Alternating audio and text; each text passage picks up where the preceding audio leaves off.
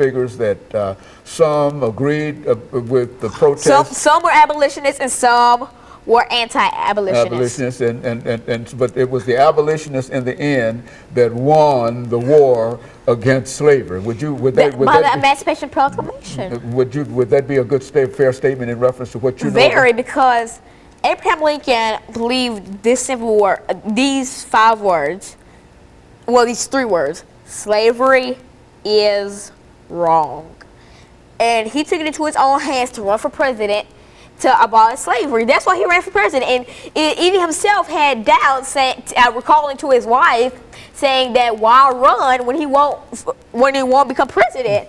But later he figured out that he could become president, and the first thing he did as president was sign the Emancipation Proclamation, which freed all the slaves. And so Abraham Lincoln really is, as far as you are concerned, as Africans used to say about him a long time ago, the great emancipator. The great emancipator. That's one of his many labels. And A. Lincoln, President Lincoln, the great emancipator. That's why he's most famous, because he was the great emancipator. Well, would you agree with the statement that people often make, is that, they often say that, well, President Abraham Lincoln didn't really abolish slavery, but that slavery probably would have come to an end anyway. Well, slavery is always going to be in the world. Wherever you go, it's always just going to be there. It's here in Tennessee, there in Kentucky, over in Uganda, down in Haiti.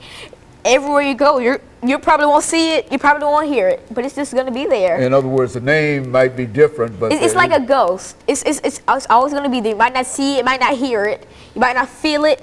It's just going to be there. But you seem to believe that it is your responsibility and your task to make things right in reference to how folks have an understanding in reference from the 1700s to the 3012. It's just going to be there. And you've dedicated yourself to making folks understand, and you're trying to convince folks of your age group this morning. That's just why I'm here. That's to convince them of not only that slavery is wrong, that segregation is wrong, and anything that seems to separate individuals, groups, or sexes, or anything else. All of that is wrong. So basically, while you're watching me now, I hope you're thinking about.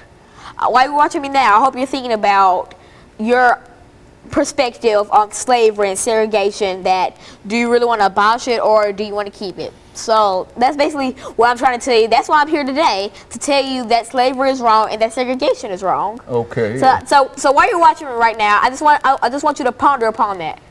You can pause this, you can skip it, you can go over to a corner and sit down. I just want you to think about that. And you think that being in the 5th grade now gives you the license, in a real sense, to speak up to younger people who, like yourself, at one time. Any age to speak up. I'm telling you, I don't care if you're 80 or 10. If you got a tongue, then you can speak. You can speak. If you believe in racism, then I'm not gonna waste your time telling you how it's wrong, because it's wrong. You don't have to believe me, but it's wrong. Some people believe in racism, some people don't. It's like everybody has an opinion, and I respect people's opinions. It just like, if you believe in racism and I don't, then it's our different opinions. I'm not going to mess with your opinion, so you shouldn't mess with mine. So like, if you're atheist and I'm a Christian, I'm not going to try to convert you to my religion, because it's not my place to do that. And you're not going to try to convert me to your religion, because it's not your place to do that. Well, I'll tell you. So I'm not going to try to change your views. I'm just trying to tell you straight up my opinions. You're just trying to, those are just your expressions and your opinions, and your opinion alone. Nobody else is responsible. If nobody else in the world believes this, then I just might be the only one, and I'm fine with that. You might believe in segregation. I don't. I'm not gonna mess with your opinion, so you shouldn't mess with mine. So everybody has different opinions.